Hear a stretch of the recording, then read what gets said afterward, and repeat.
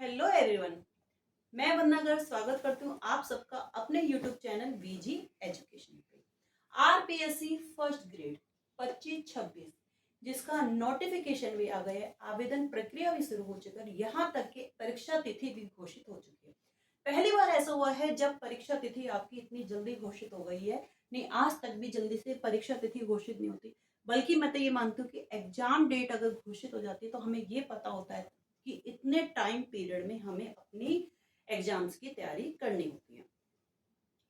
RPSC first grade के लिए हम यहाँ पर बात करेंगे शून्य से शुरुआत कैसे करें। वो बच्चे जिनको कुछ भी नहीं पता कि इस पेपर में किस तरीके से क्या आता है, क्या परीक्षा पैटर्न होता है, तो हम सारी परिचर्चा इस वीडियो में करेंगे। उससे पहले एक सुविचार मैं बोलूंगी, जहां हो वहां से शुरुआत करो। जहां हो वहां से शुरुआत करो, अभी भी वक्त है, वक्त ना बेकार करो। ये जो विचार है स्पेशली उन महिलाओं के लिए मेरी नजर में आता है जो 30+, 35+ या 40+ हो गई हैं और कई बार अपने अंदर इस बात को, इस भावना को रखती है कि अब हमसे नहीं होगा, हमारी एज चली गई है। एज कभी भी नहीं जाती है। जहां पे भी, जिस एज पे भी आप बैठे हो, जिस उम्र का पड़ाव आपके पास आ चुका है, वहीं से अभी भी अगर आपके अंदर लगन है, अभी भी आपके अंदर अगर लगन है, एक जज्बा है, आपने कोई सपना देख रखा है, तो अभी भी आप उसको पूरा कर सकते हो। तो आरपीएससी फर्स्ट ग्रेड, इसमें दो पेपर होते हैं, paper first and paper second. Paper first जो होता है वो एक सब नॉर्मल पेपर होता है, जो कि आपका जनरल नॉलेज का पेपर होता है, कॉमन पेपर होता है, जो सभी सब्जेक्ट, चाहे आपके पास कॉमर्स हो, साइंस हो, चाहे आर्ट्स हो, सबका एक कॉमन पेपर होता है। पेपर सेकंड आपका सब्जेक्ट का पेपर होता है। पेपर फर्स्ट में 75 क्वेश्चंस आते हैं, 150 मार्क्स का, 2 नंबर का एक होता है। पेपर सेकंड 150 क्वेश्चंस होते हैं, 300 मार्क्स का होता है, ये भी 2 नंबर का एक होता है। दोनों को मिलाकर पेपर फर्स्ट और पेपर सेकंड दोनों को मिलाकर 450 मार्क्स का होता है। जो आपका सिलेक्शन होता है वो 450 में से ही जाएगा। पहले एक काम था कि पहले पेपर फर्स्ट और पेपर सेकंड के लिए कोई क्राइटेरिया नहीं था, केवल हम सिलेक्शन टॉप के बच्चे निकाले जाते थे। लेकिन अब प्रॉब्लम क्या क्रिएट हो रही है कि पेपर फर्स्ट हो चाहे पेपर सेकंड हो, उसमें 40% क्वेश्चन अनिवार्य हो गए, 40% मार्क्स लाने आपके अनिवार्य। अब जब से ये 40% मार्क्स लाने अनिवार्य है, ये रूल फॉलो हुआ है, तब से आप सिलेक्शन रेस से बाहर चले जाते हो। सिलेक्शन रेस से बाहर क्यों चले जाते हो? रीजन, क्योंकि हमसे पेपर फर्स्ट जो कि किसी को नहीं आता, और पेपर सेकंड उसमें पीएचडी होल्डर बैठे हुए हैं। सब्जेक्ट तो सबका ही अच्छा होता है, सबको पता है कि अपने सब्जेक्ट में किस तरीके से हमें किस तरीके से पढ़ना होता है। लेकिन पेपर फर्स्ट में नंबर ऑफ सब्जेक्ट्स बहुत ज्यादा होते हैं। नंबर ऑफ सब्जेक्ट ज्यादा होने की वजह से प्रॉब्लम क्या होती है कि इसमें कुछ सब्जेक्ट ऐसे होते हैं जो कॉमर्स वाले बच्चों को अच्छे लगते हैं, कुछ सब्जेक्ट साइंस वाले को अच्छे लगते हैं, कुछ आर्ट्स वाले को। सारे सब्जेक्ट तीनों को अच्छे नहीं लगते। तो जो सब्जेक्ट तीनों को अच्छे नहीं लगते, अपनी अपनी पसंद नापसंद वाले सब्जेक्ट को छोड़ के पेपर देने चले जाते हैं। पिछली वैकेंसी जो अभी आई थी उसमें हमने क्या देखा कि पेपर फर्स्ट में जिनने भी सब्जेक्ट छोड़े थे उनकी हालत इसलिए खराब हो गई क्योंकि पेपर फर्स्ट आए ही इस हिसाब से। अब हमें रणनीति को बिल्कुल चेंज करना पड़ेगा।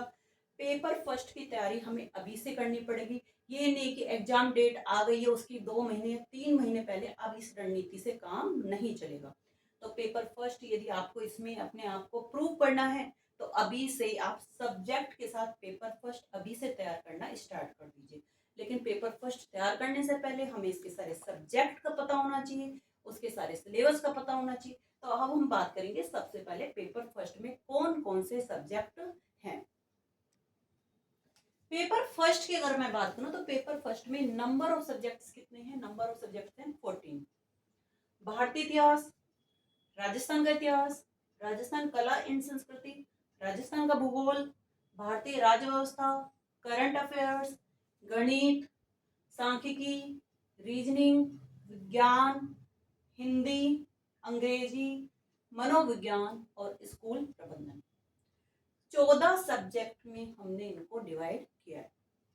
दिखने में लगता है कि नंबर ऑफ सब्जेक्ट्स इतने ज्यादा, इन्हीं को ही देख के आप घबरा जाते हो। लेकिन अगर इसके अंदर आप सिलेबस की बात करो, इन सब्जेक्ट्स के अंदर आप सिलेबस की बात करोगे तो कुछ का सिलेबस इतना इजी है, छोटा है, और कुछ का ही बड़ा है। ठीक है।